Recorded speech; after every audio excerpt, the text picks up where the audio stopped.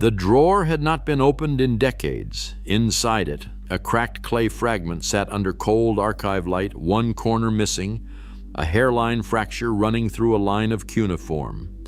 The catalog card called it a flood hymn. A handwritten note from the 1930s, tucked beside it, called it something else. Not a myth, a record of removal, the word that explains why is missing from every modern translation. To understand why a single cracked fragment matters this much, you have to understand what Sumerian writing was actually for. The earliest cuneiform tablets were not poetry. They were receipts, inventories, boundary markers, and legal records, the paperwork of the first cities.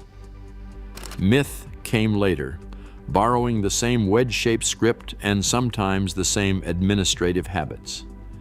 The gods in these texts are often described less like distant deities and more like officials, assigning tasks, enforcing boundaries, managing resources. That detail matters here because the fragment in this drawer sits exactly on the line between those two categories, and nobody has ever fully settled which side it belongs to. The archive itself adds to the unease. The drawer sits in a basement storage room lined with steel cabinets, the kind that hold thousands of uncatalogued or undercatalogued fragments too minor for permanent display. Scanning light sweeps across the surface in slow passes, picking out marks the naked eye tends to miss. Under that light, the crack running through the fragment looks less like accidental damage and more like a fault line, splitting the object precisely at the point where the disputed phrase begins. The fragment is small enough to hold in one hand. 3 lines are legible. The 4th is broken off at the edge, as if someone wanted the sentence to stop exactly where it does. Museum records list it under a flood myth classification, filed next to dozens of other Mesopotamian deluge texts that all sound roughly the same. But this one has been reclassified twice, once when it entered the collection, and once again decades later, quietly, without explanation, moved from a religious text drawer into a miscellaneous administrative fragments box. No memo survives explaining why. Look closely at the clay, and you notice something the catalog card does not mention. Between the 2nd and 3rd line sits a scribal divider mark, a small wedge cut cleanly into the surface. That mark means something specific in Sumerian scribal practice. It is not decorative. It is the kind of mark scribes used to separate items in inventories, boundary records, and legal lists. It almost never appears in hymns. A hymn does not need to divide itself into items. A record does. The safer explanation is that the scribe made a mistake. Scribes were human, and errors happened. But this scribe's other surviving tablets do not contain a single misplaced divider. Every other use of the mark, in every other text bearing his hand, sits exactly where an administrative list would expect it. So either he broke his own habit once, on this fragment for no reason anyone has recorded, or the fragment was never a hymn to begin with. That question is where the trouble starts, because if this is not a hymn, everything the catalog says about it stops making sense. Why would a scribe who never misused this mark misuse it here, on the one fragment later flagged, reclassified, and quietly moved out of public view? Why does the layout of a supposed hymn match the layout of a supposed inventory instead? These are not rhetorical questions. They are the kind of pointed, unanswered detail that makes a minor fragment worth a second look, and a second look is exactly what this one never publicly received. The excavation notes make it stranger. The fragment was recovered not with the tablet set it supposedly belongs to, but several layers away in a different stratigraphic context entirely. Field notes from the dig describe the discrepancy in a single clipped line. Probable disturbance, cause unknown. That phrase gets used often in archaeology, and most of the time it is accurate. Sediment shifts, floors collapse. Objects fall through cracks in an old walls and end up somewhere they should not be. But disturbance is usually inconsistent. It scatters things unevenly. This fragment did not scatter. It settled cleanly in a single separate layer, apart from everything else in its set, as if it had been placed there rather than dropped there. The notebook does not explain the difference. It simply records the fact and moves on, the way an excavator moves on from something they cannot account for and do not want to dwell on. This would be easier to dismiss if boundaries were not already a strange preoccupation in the Sumerian record. Enki, the god most associated with wisdom, water, and the ordering of the world, appears repeatedly in surviving texts, issuing warnings and setting limits. Who may cross where? What must stay sealed? What happens when a threshold is opened without permission? Mainstream scholars read these passages as moral instruction, humanity being taught to respect divine order. That reading is almost certainly correct in most cases, but it means the vocabulary of sealed boundaries and forbidden crossings was already sitting in the Sumerian imagination long before this fragment was carved, which makes its administrative, boundary-closing language feel less like an isolated oddity and more like it is drawing on something the culture already took seriously.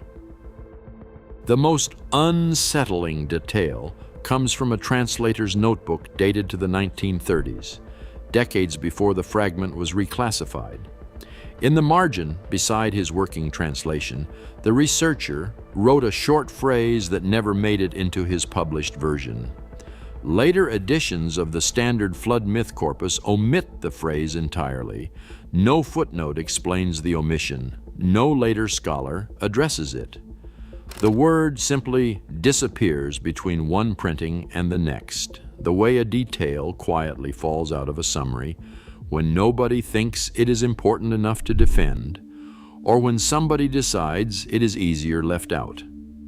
That missing word is where the tablet stops sounding like scripture. Reconstructed as closely as the damage allows, and treated here as one plausible reading among several competing ones, the disputed line does not describe rain or rising water or a flood at all. It describes a sequence. The land bent, the land was taken beneath, the boundary closed above it. Three actions in order, each one following logically from the last, written with the same structural rhythm you find in administrative records rather than the free, image-heavy language of religious poetry. The official interpretation calls this a metaphor for divine judgment. Consistent with other Sumerian deluge narratives like the Eridu Genesis, where gods punish humanity through catastrophic flooding. That reading is reasonable. Ancient poetry compresses time and softens brutal events into symbolic language constantly, and a single damaged line proves very little on its own. But compression does not explain the directional marker that follows the third action.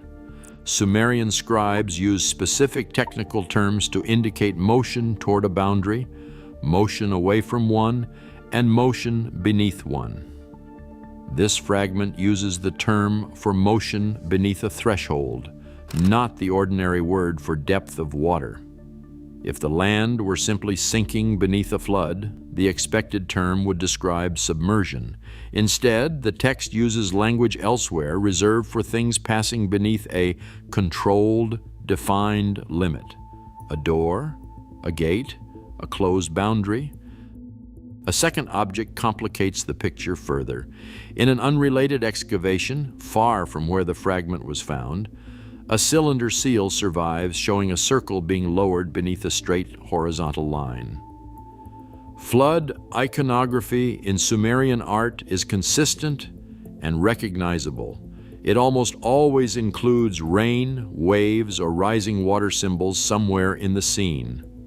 This seal includes none of them, no water at all, just a circle and a line, and the circle disappearing beneath it. If you assumed the phrase in the fragment meant beneath the waters, this seal should make you reconsider. The term used in both objects reads closer to beneath the threshold, and a threshold behaves less like an ocean and more like architecture. Something built, something with an inside and an outside.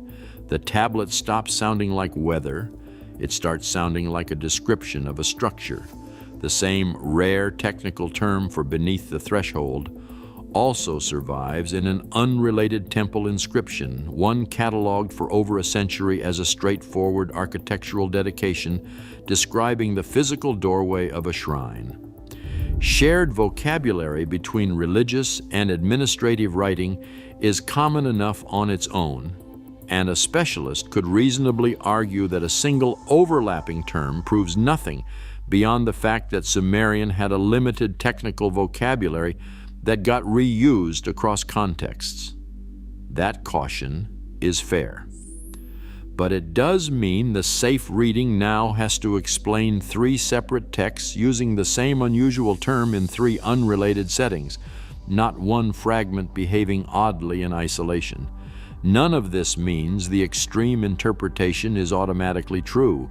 The mainstream explanation is still possible, and in many ways it remains the safer one. Shared vocabulary between religious and administrative texts is common across the ancient Near East, and scholars have long noted that ritual language often borrows structural elements from legal and bureaucratic writing simply because scribes were trained in both. But that explanation now has to account for 2 separate texts using the same unusual phrasing in the same unusual way, composed in different places by different hands, describing the same event without a single shred of flood imagery between them. The safe reading has to explain 2 objects now, not one, and the second object was never cataloged as a flood text at all. The pattern does not stop there. Comparable boundary language appears in at least 3 other fragments recovered from geographically distant sites, each cataloged separately, each translated by different researchers who had no apparent contact with one another's work. Mark those 3 sites on a map, and they form no obvious cluster, no shared trade route, no single archive that could explain the phrase spreading through ordinary contact. Independent scribal traditions occasionally converge on similar phrasing by coincidence. It happens, but convergence this precise, across this much distance, using a rare technical term rather than common vocabulary, is difficult to explain as accident alone. The object keeps pulling the story back to the same place. Every time the mystery widens through a seal, a temple wall, a distant site on a map, it circles back to the same phrase, the same rare term, the same closed boundary. That repetition is either a strange accident of ancient bureaucratic language, or it is the fingerprint of something the official summaries never accounted for. It is worth pausing here because it is tempting to reach for a modern comparison. And modern comparisons are seductive precisely because they feel like confirmation. The ancient phrase, land taken beneath a closed boundary, bears a loose resemblance to modern language around geological subsidence, sealed containment, and controlled displacement. That resemblance means nothing on its own. Ancient scribes had no access to modern geology, no framework for plate tectonics or containment engineering. Any parallel here is almost certainly projection, the mind of a modern reader searching old words for a shape it already expects to find. The comparison is worth naming only because it is eerie, not because it is evidence. Fringe researchers have gone further than that, some arguing this fragment describes not a myth, but a literal engineered event, a landmass deliberately relocated by forces the text calls gods and modern readers might call something else entirely. That reading is speculative in the extreme, unsupported by anything approaching consensus, and it should be treated with the same skepticism you would apply to any claim, this large resting on 3 damaged fragments and 1 disputed seal. Still, the question worth asking is a narrower one, and it does not require accepting the extreme version to feel unresolved. Why does a supposedly mythological description of a flood consistently use the vocabulary of controlled process rather than the vocabulary of disaster? The mainstream explanation may still be correct. Ancient texts frequently use cosmic and architectural imagery symbolically, describing spiritual events in physical terms because that was the vocabulary available to the people writing them.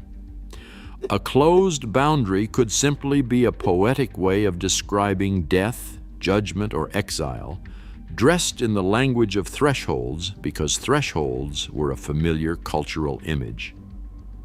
But it does not explain why every surviving version of this phrase, across every site where it appears, consistently avoids the normal vocabulary of flood and deluge.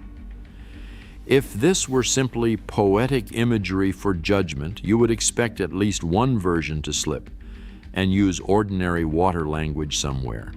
None of them do. This is also where the mystery briefly widens beyond the fragment's own vocabulary into territory that has to be handled carefully. Certain later Mesopotamian texts describe a stratified cosmos, layers of sky and layers of underworld, with the Anunnaki and Igigi assigned to different tiers of that structure according to some disputed and fragmentary sources. Some fringe interpretations treat those layers as literal physical zones rather than symbolic ones, and treat this fragment's closed boundary as the seam between 2 of them. Mainstream scholarship treats the layered cosmos as cosmological symbolism, a way of organizing divine hierarchy rather than describing real discoverable space, and that remains the far safer explanation. Raising the comparison here is not a claim that it is correct. It is only worth noting because the fragment's own language, a boundary that closes and stays closed, fits unusually well into an existing ancient framework that already imagined the world as something built in layers with sealed thresholds between them. Return now to the fragment itself, sitting in its drawer, because the isolated word, flagged by the 1930s translator, has not been fully explained yet. Later imaging, using techniques unavailable to the original researcher, reveals that the damaged corner beside that word is not empty. There is a numeral there, faint but legible, positioned exactly where a scribe would place a quantity in an inventory listing. The imaging technician, who first noticed the mark, did not flag it as significant. It appears as a routine note in a conservation report, one line among dozens describing surface anomalies across an entire batch of fragments photographed that week. Nobody connected it to the divider mark, the excavation discrepancy, or the missing word from the 1930s notebook, because nobody working on that report had reason to look at the fragment as a single, continuous puzzle. The connections only surface when the documents are laid side by side, decades apart, compiled from a conservation lab, a translator's private notebook, and a field excavation log that were never meant to be read together. Numbers rarely appear inside devotional hymns. When Sumerian scribes preserved numbers, it was almost always in context that mattered practically. Counts of goods, measurements of land, tallies of days, records of thresholds crossed or limits reached. A number beside this phrase does not prove the extreme reading, but it does change what kind of document this fragment resembles. A hymn does not need a number, a record does. None of this is loud. That is what makes it unsettling. This is not a story about monsters in the dark or a hidden chamber full of horrors. It is quieter than that, and quieter is worse. It is the possibility that somewhere in a dry administrative hand, a scribe recorded something ordinary to him and catastrophic to us, filed it the way you would file any other transaction, and moved on to the next line of the tablet. The warning, if that is what this is, was never meant to frighten anyone reading it 4,000 years later. It was meant to be understood by someone who already knew exactly what a closed boundary meant, because closing it was simply part of the job. Stop for a moment and consider what that means. A divider mark that behaves like an inventory boundary, a directional term that behaves like architecture, not weather, a second object with matching language and no flood imagery, a pattern repeated across 3 independent sites, a hidden numeral in the one place a translator flagged and never fully explained. Individually, each detail is small enough to dismiss. Together, they form a shape that the official flood hymn classification was never built to account for. By this point in the investigation, it is worth naming plainly what has actually accumulated, because it is easy to lose the thread across so many small details. A divider, mark out of place, a fine site out of layer, a word dropped from a published translation with no explanation, a directional term that behaves like architecture instead of weather, a matching seal with no water in it, a matching temple inscription using the same rare word, a pattern across 3 distant sites. None of these facts is dramatic by itself. Museum basements are full of small anomalies that never add up to anything. What makes this fragment different is that none of its anomalies have ever been resolved, only quietly filed away, one after another, by different people in different decades, none of whom seem to have compared notes. That is the uncomfortable part. Not that something forbidden was found and hidden by design, in the way conspiracy stories usually imagine it, with a single hand deciding to bury the truth. It is stranger than that. Nobody appears to have hidden anything on purpose. A translator left out a word because it complicated a tidy publication. A curator reclassified a fragment because the old label no longer fit, and nobody wanted to write the explanation. A researcher photographed a numeral and moved on to the next object on the list. The disappearance here is bureaucratic, not cinematic, which is exactly why it worked for as long as it did. Nobody had to suppress the tablet. They only had to find it slightly inconvenient, one decision at a time, until the inconvenient parts were gone from every summary a casual reader would ever see. The final piece sits in the last legible sign on the fragment, the earliest catalog description, dismissed as purely decorative, a flourish with no semantic weight. Some specialists who have re-examined the sign under close comparison with other threshold inscriptions argue, and this remains disputed among those who study it, that the mark functions as a closing or sealing symbol, the kind used at the end of administrative text to indicate that an action has been completed and finalized. If that reading holds, the fragment is not simply describing a boundary closing. It is marking, formally, that the closing was finished, recorded, filed. That reading is not settled. Damaged signs are frequently misread, and specialists studying this particular mark do not agree on its function. Some maintain it is ornamental after all, a scribal habit with no deeper meaning. That caution matters, and it should not be dismissed simply because the alternative reading is more compelling. Under blue-green scanning light, the disputed sign shows faint tool marks that do not match the flourishes found on confirmed decorative signs elsewhere in the same scribal tradition. That difference is not conclusive. Tool mark analysis on this scale carries real margins of error, and 2 specialists working from the same scan have reached opposite conclusions about what those marks indicate. The debate remains open, published only in a handful of technical papers that never reached a wider audience. And the fragment's official museum description still does not mention that the debate exists at all. It would be dishonest to pretend the case is closed in either direction. No institution has confirmed the disputed reading. No peer-reviewed consensus exists that the fragment describes anything beyond a damaged, ordinary flood text with an unusually administrative flourish. The strongest version of the skeptical case says exactly this. Scribes borrowed vocabulary across genres constantly, damaged signs get misread by even careful specialists, and small anomalies compound into apparent patterns, mostly because a narrator chooses to line them up in sequence. That case deserves to be taken seriously because most of the time, in this field, the boring explanation turns out to be the correct one. But if the disputed reading is correct, 3 explanations remain open, and none of them can currently be ruled out. The first is coincidence. Shared vocabulary and matching imagery across unrelated fragments occurring by chance more often than intuition suggests it should.